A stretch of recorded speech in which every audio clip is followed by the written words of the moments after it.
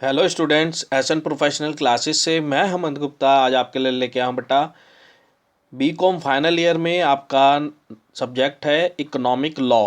Economic law का जो 2021 में पेपर हुआ था सीसीएस यूनिवर्सिटी का, उसकी आंसर की विद एक्सप्लेनेशन, जहाँ पर मैंडेटरी है। उन पॉइंट्स को भी, इम्पोर्टेंट फैक्ट्स को भी डिस्कस करते हुए, तो चलिए स्टूडेंट्स स्टार्ट करते हैं। फर्स्ट क्वेश्चन पूछा गया था, कोई डिज़ाइन जब पंजीकृत हो जाती है तो वह कितनी तिथि से पंजीकृत हुई मानी जाती है। तो ध्यान रखेंगे, जब कोई डिज़ाइन पंजीकृत हो जाता है तो वह किस तिथि से पंजीकृत हुआ माना जाएगा। तो इस क्वेश्चन का जो करेक्ट आंसर होगा वो होगा स्टूडेंट्स पंजीयन के आवेदन से। ऑप्शन नंबर बी इसका करेक्ट आंसर होगा। चलिए नेक्स्ट क्वेश्चन जानते हैं बेटा। डिज़ाइन अधिनियम के अंतर्गत वस्तु से क्या तात्पर्य है। तो स्टूडेंट्स ध्यान रखेंगे, डिज़ाइन अधिनियम के अंतर्गत वस्तु से तात्पर्य निर्माण की हुई वस्तु या पदार्थ जो कि कृत्रिम या आंशिक रूप से कृत्रिम हो, अर्थात ऑप्शन नंबर बी इसका करेक्ट आंसर है। तो स्टूडेंट्स डिज़ाइन अधिनियम के बारे में एक महत्वपूर्ण क्वेश्चन बनता है। वो क्या बनता है कि डिज़ाइन का जो पंजीकरण है वो पंजीकरण की तारीख से कितने समय अवधि के लिए मान्य होगा। तो ये क्वेश्चन भी इम्पोर्टेंट है, तो इसका भी ध्यान रखेंगे बेटा कि जो डिज़ाइन का पंजीकरण है, पंजीकरण की तारीख से 10 वर्षों के लिए मान्य होता है। और साथ ही साथ इस समय अवधि को आप आगे भी एक्सटेंड कर सकते हो, बशर्ते क्या है कि इसके लिए आपको फॉर्म 3 के माध्यम से आवेदन जमा करना होगा और इस आवेदन के साथ 2000 रुपये का शुल्क भी जमा करना होगा। तो 10 साल की अवधि समाप्त होने से पहले ये काम कर लेंगे तो इसको अगले 5 वर्ष तक और बढ़ाया जा सकेगा। चलिए नेक्स्ट क्वेश्चन जानते हैं। मूल से तात्पर्य ओरिजिनल किसको इंडिकेट करता है। तो स्टूडेंट्स इस क्वेश्चन का जो करेक्ट आंसर है वो होगा आपका ऑप्शन नंबर सी के इस तरह के डिजाइन के मूल निर्माण करता। ऑप्शन नंबर सी इसका करेक्ट आंसर है। ओरिजिनल किसको इंडिकेट करता है, original maker of such designs. Option number C इसका करेक्ट आंसर है।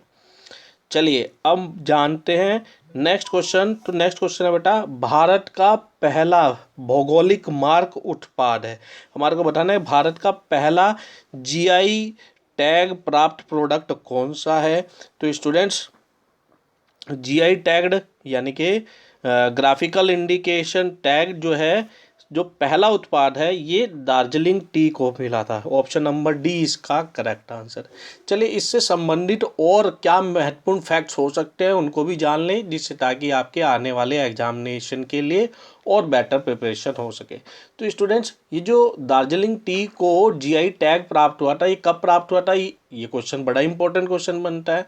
तो ध्यान रखेंगे, दार्जिलिंग टी को जीआई टैग जो प्राप्त हुआ था ये अक्टूबर 2004 में प्राप्त हुआ था। अगर फाइनेंस ईयर की बात करें तो फाइनेंस ईयर 2004-05 कहलाएगा, और अगर मंथ की बात करें तो अक्टूबर 2004 में इसे जीआई टैग प्राप्त हुआ था।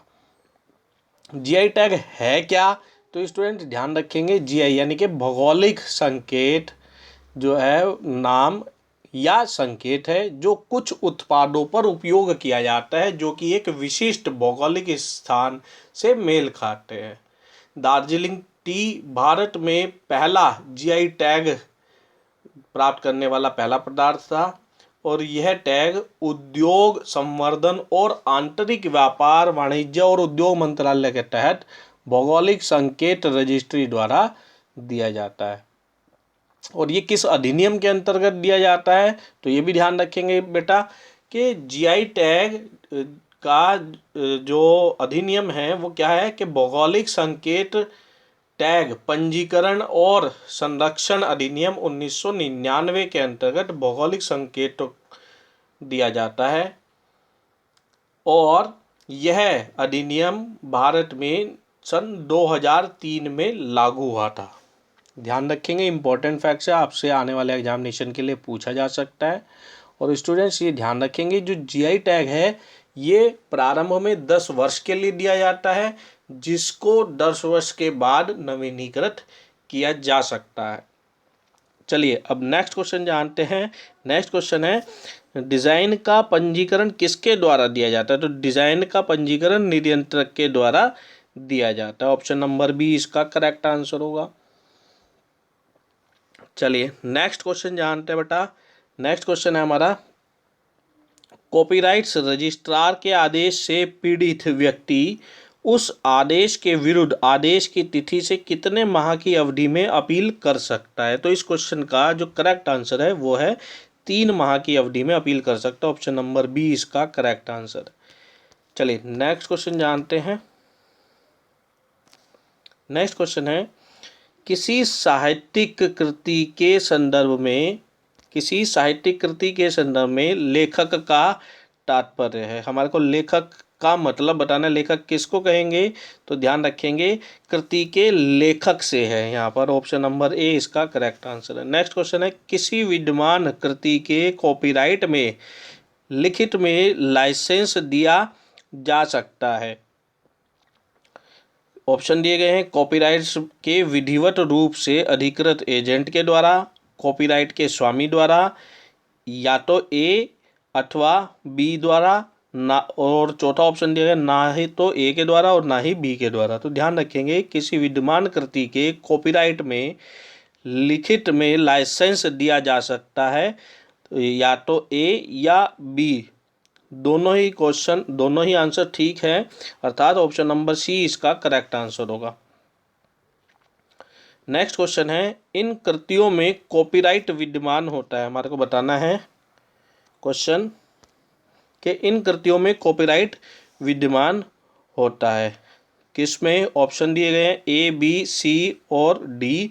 तो स्टूडेंट्स इस क्वेश्चन का जो करेक्ट आंसर है वो है उपयुक्त चलचित्र फिल्म में भी, ध्वनि अंकन में भी, साहित्यिक, नाट्यकात्मक, संगीतात्मक या कलात्मक मूल कृति में, अर्थात इन तीनों में जो है कॉपीराइट विद्यमान होता है। ऑप्शन नंबर डी इसका करेक्ट आंसर होगा। नेक्स्ट और बड़ा ही इंपॉर्टेंट क्वेश्चन है, कॉपीराइट अधिनियम लागू हुआ था। हमारे को बताना है कॉपीराइट अधिनियम ये कब लागू हुआ? ये 21 जनवरी 1958 को लागू हुआ। ऑप्शन नंबर डी इसका करेक्ट आंसर है।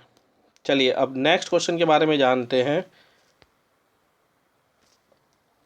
नेक्स्ट क्वेश्चन है, व्यक्ति के अंतर्गत सम्मिलित है। हमारे को बताना है व्यक्ति के अंतर्गत किसे शामिल किया जाएगा? बड़ा ही इंपॉर्टेंट क्वेश्चन है। एक हिंदू अविभाजित परिवार को, एक व्यक्ति को, एक कंपनी और एक फर्म को, या उपरोक्त सभी को? तो स्टूडेंट इस क्वेश्चन का जो करेक्ट आंसर है ये है कि एक व्यक्ति की डेफिनेशन में as per income tax law एक हिंदू आय विभाजित परिवार, HUF, इंडिविजुअल, कंपनी और फर्म, इन सभी को शामिल किया जाता है। ऑप्शन नंबर डी इसका करेक्ट आंसर है। नेक्स्ट है, फेमा भारत में कब से लागू हुआ? बड़ा ही इंपॉर्टेंट है। फॉरेन एक्सचेंज की फुल फॉर्म भी आपसे पूछी जा सकती है। तो फेमा की फुल फॉर्म है फॉरेन एक्सचेंज मैनेजमेंट एक्ट। और ये भारत में कब लागू हुआ था? तो ध्यान रखेंगे भारत में 1 जून 2000 से लागू हुआ था। ऑप्शन नंबर बी इसका करेक्ट आंसर है। नेक्स्ट क्वेश्चन है, फेमा लागू होता है। फेमा कहाँ पर लागू होता है? संपूर्ण भारत में, जम्मू और कश्मीर राज्य को छोड़कर पूरे भारत में, पंजाब को छोड़कर पूरे भारत में, या इनमें से कोई नहीं? तो ध्यान रखेंगे बेटा फेमा जो है संपूर्ण भारत में लागू होता है। इसमें कोई इफ बट नहीं है, कोई भी स्थान छोड़ा नहीं गया है। फेमा संपूर्ण भारत में लागू होता है। चलिए नेक्स्ट क्वेश्चन जानते हैं। नेक्स्ट क्वेश्चन है, भारत में विदेशी प्रतिभूतियों या विदेशी विनिमय में लेन देन कर सकता है? कौन कर सकता है? ऑप्शन दिए गए हैं ए, बी, सी, डी। तो इस क्वेश्चन का जो करेक्ट आंसर है बेटा ध्यान रखेंगे भारत में विदेशी प्रतिभूतियों या विदेशी विनिमय में लेन देन अधिकृत व्यक्ति कर सकता है, ऑथोराइज्ड पर्सन कर सकता है। ऑप्शन नंबर ए इसका करेक्ट आंसर होगा। नेक्स्ट क्वेश्चन है क्वेश्चन नंबर 15, फेमा की किस धारा के अंतर्गत न्यायिक प्राधिकारी की नियुक्ति की जाती है? हमारे को बताना है फेमा डैश धारा न्यायिक प्राधिकारी की नियुक्ति से संबंधित है। हमारे को सिंपल सा है बेटा, ये बताना है कि फेमा एक्ट के अंतर्गत फेमा एक्ट के किस सेक्शन के अंतर्गत न्यायिक प्राधिकारी की नियुक्ति की जाती है। तो इस क्वेश्चन का जो करेक्ट आंसर है वो है सेक्शन 16, ऑप्शन नंबर बी इसका करेक्ट आंसर है। चलिए अब नेक्स्ट क्वेश्चन के बारे में जानते हैं बेटा। नेक्स्ट क्वेश्चन है हमारा,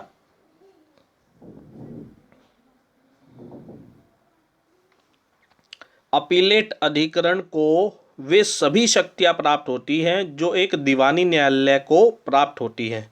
यह कथन कैसा है? सत्य है, असत्य है, आंशिक सत्य है या उपरोक्त में से कोई नहीं? तो स्टूडेंट ध्यान रखेंगे ये कथन बिल्कुल सत्य है, ऑप्शन नंबर बी इसका करेक्ट आंसर होगा।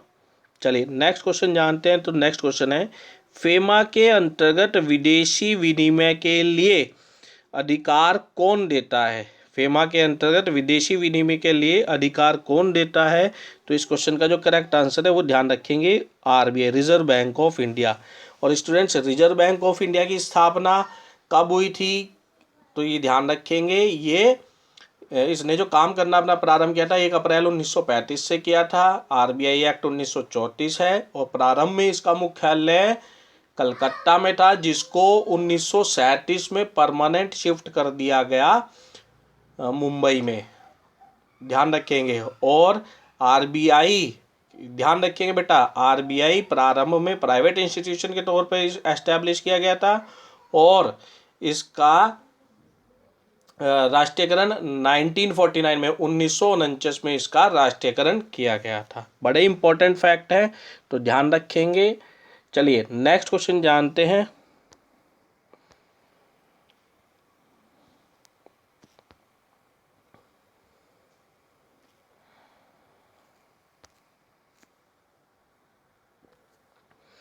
कौन सी धारा विदेशी विनिमय प्रबंध अधिनियम का उल्लंघन करने पर दंड के रूप में जुर्माने का प्रावधान करती है? तो इस क्वेश्चन का जो करेक्ट आंसर है वो है धारा 13, ऑप्शन नंबर सी इसका करेक्ट आंसर होगा। चलिए नेक्स्ट क्वेश्चन जानते हैं बेटा। नेक्स्ट क्वेश्चन है, किस धारा के अंतर्गत अपीलेट प्राधिकरण की अधिकरण के आदेश के विरुद्ध अपील की जा सकती है? तो इस क्वेश्चन का जो करेक्ट आंसर है वो है सेक्शन 35, ऑप्शन नंबर सी इसका करेक्ट आंसर होगा। चलिए नेक्स्ट क्वेश्चन जानते हैं। नेक्स्ट क्वेश्चन है, अपीलेट अधिकरण के अध्यक्ष का कार्यकाल होता है, कितना होता है? 65 वर्ष की आयु तक, 5 वर्ष तक, दोनों ए और बी में जो पहले हो और उपरोक्त में कोई नहीं? तो स्टूडेंट्स इस क्वेश्चन का जो करेक्ट आंसर है वो है 65 वर्ष की आयु या 5 वर्ष, दोनों में जो पहले हो, अर्थात ऑप्शन नंबर सी इसका करेक्ट आंसर है।